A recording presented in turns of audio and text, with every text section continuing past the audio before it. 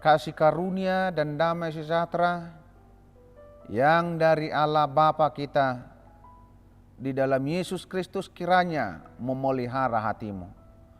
Amin.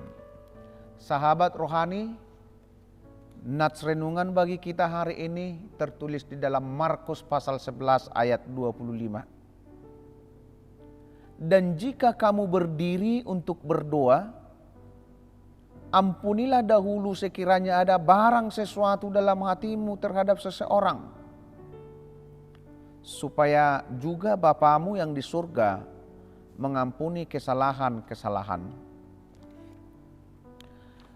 Sahabat rohani yang terkasih, pernahkah orang menyakiti hatimu? Tentu jawabannya pasti iya.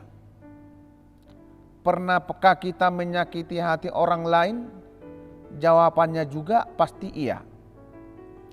Jika dilanjutkan dengan pertanyaan, manakah lebih banyak atau manakah lebih sering kita menyakiti hati orang lain atau orang lain menyakiti hati kita? Tentu mungkin lebih banyak yang menjawab, oranglah yang menyakiti hati kita. Namun bukan hal itu yang paling penting kita jawab.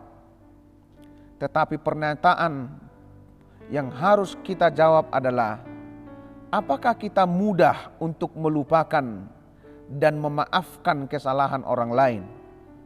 Atau kita simpankah rasa sakit itu terus menerus di dalam hati dan pikiran kita?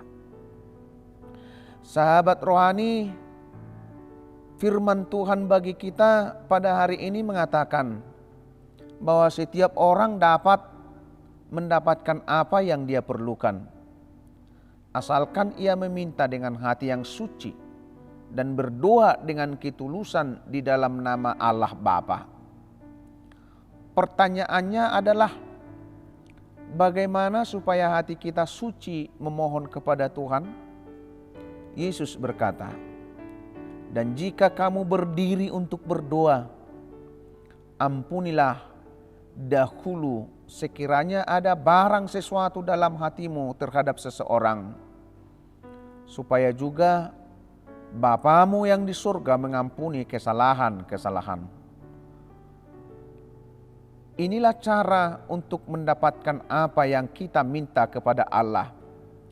Jika kita mau mengampuni kesalahan orang lain kepada kita. Ketika kita mau mengampuni kesalahan orang lain kepada kita, maka disitulah Bapa di surga mengampuni kesalahan kita. Dalam ayat selanjutnya dikatakan, tetapi jika kamu tidak mengampuni, maka Bapamu yang di surga juga tidak akan mengampuni kesalahan-kesalahanmu. Oleh karena itu, mengampuni adalah hukum yang pasti dalam kehidupan orang Kristen. Karena kesalahan kita sudah diampuni Bapa di surga melalui kedatangan Yesus Kristus di tengah-tengah dunia ini. Kehadiran Kristus di tengah-tengah dunia ini tidak memikirkan eksistensinya, melainkan dia turun ke tingkatan paling bawah untuk menyelamatkan orang yang berdosa. Sahabat rohani yang terkasih, berlomba-lombalah untuk saling memaafkan dan mendahului memaafkan orang yang bersalah kepada kita. Amin.